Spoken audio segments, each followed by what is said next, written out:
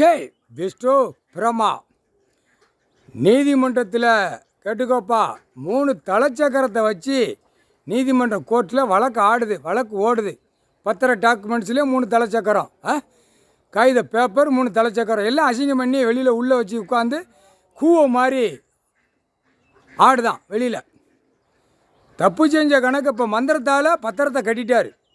நீதிமன்ற கோர்ட்டில் வழக்காடுதுன்னா, இடத்துக்கு சம்மந்தப்பட்ட வழக்காடுதுன்னா தப்பாக கையெழுத்து எதுக்கு போட்டுக்கிட்டு இருக்கான்? நீதிமன்றத்தில் வழக்காடுது, எல்லாத்துக்கும் ஆடுது ஓடுது, ஏகப்பட்ட கேஸுகள் உள்ள நடக்குது. அப்போ அந்த பத்திரப்பையை தூக்குடான்னு சொல்லி கொண்டு வாடா, இங்கே கொண்டாடா, ஆன்லைனில் போட்டு தட்டா என்னென்ன பார்த்துருக்கான், ஒரு சிட்டியில் என்ன பார்த்துருக்கான், ஒரு கிராமத்தில் என்ன பார்த்துருக்கான், என்ன வச்சுருக்கான், என்ன வாங்கியிருக்கான், அவன் ஆதார கார்டில் எவ்வளோடா போகுது, என்னென்ன விவரம் பார்க்கான் அப்படின்னு பிடிச்சிருந்தா இன்றைக்கி ஒழுங்காக போய் ஒழுங்காக இருக்குது இடத்துக்குள்ளே கிடந்து விவசாயம் பண்ணி தின்னுட்டு போவான். விட்டுட்டான் கையெழுத்து. அவன் ஒரு பக்கம் ஆடுதான், அரசியல்வாதி பலாயிரம் கோடி உள்ள ஒரு பக்கம் ஆடுதான். இந்த வார்டில் இருக்கிற அதுக்கு மேலே ஆடுதான்.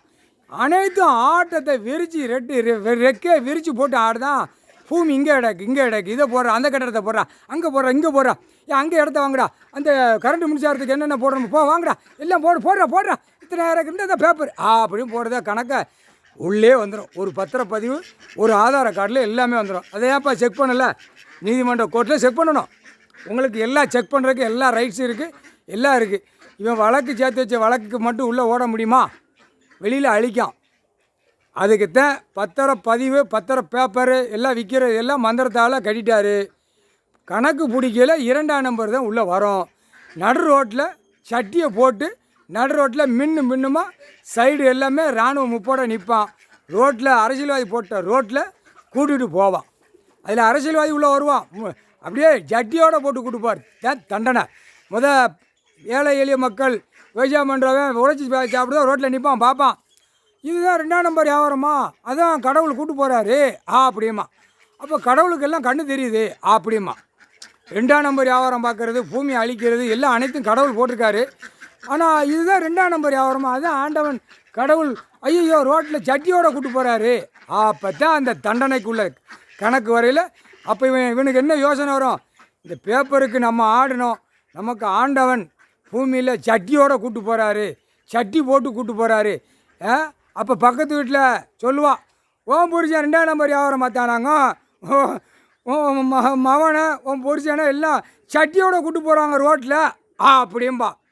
விடா, பலாயிரம் கோடி அரசியல்வாதி கீழே வார்டில் இருக்கிறவன் அனைத்தும் 1-2 தப்பிச்சு கிடக்கிறவன் பேசுவான். ஐயா வேணா சட்டியோட கூட்டு போகிறாரு கடவுள். சட்டியோட கூட்டு போனா தானடா உங்களுக்கு அறிவு வரும். ஏண்டா பூமி அழிக்க வந்த பாய்ப்பைகளா, ஆசையை பாடுறா. ஒவ்வொரு பேருக்கும் ஆணுக்கு பெண்ணுக்கும் ஆசையை பார்க்கணும். இடத்த வாங்கவா, வீடை கட்டவா, 2ஆம் நம்பர் வியாபாரம் பார்க்கவா, இதை எல்லாத்துலேயும் சிரிக்கி மேலே மாட்டி தான் உக்காந்துக்கிட்டு இருக்க. எல்லாம் ஒழுங்கப்பா 2 குண்டை கசக்கி விட்டுருவார். கசக்கிடா, பனைமரத்து கம்பை வச்சு கசக்கிடாம்பார். கசக்கிடா, குண்டை கசக்கிடா. அதுதான் பத்திர டாக்குமெண்ட்ஸு மந்திரத்தால் எலுமிச்சம்பழம் கனியை விட்டு வீசி கட்டுதார். இல்லை இங்கேருந்து கணக்கு போடுற இங்கே சுற்றி மானிட பிறகு இது எங்களை பார்க்க லேசாக தாண்டா தெரியும், அப்படித்தான் தெரிய வைப்பார். லேசாக தான் தெரிய வைப்பார். குடுக்கிற குடுப்பு உட்கார்ந்து லிங்கத்திலேருந்து உட்காந்து வீசிக்கிட்டே இருப்பார். என்னென்ன கணக்கு முடிக்கணுமோ அத்தனை கணக்கு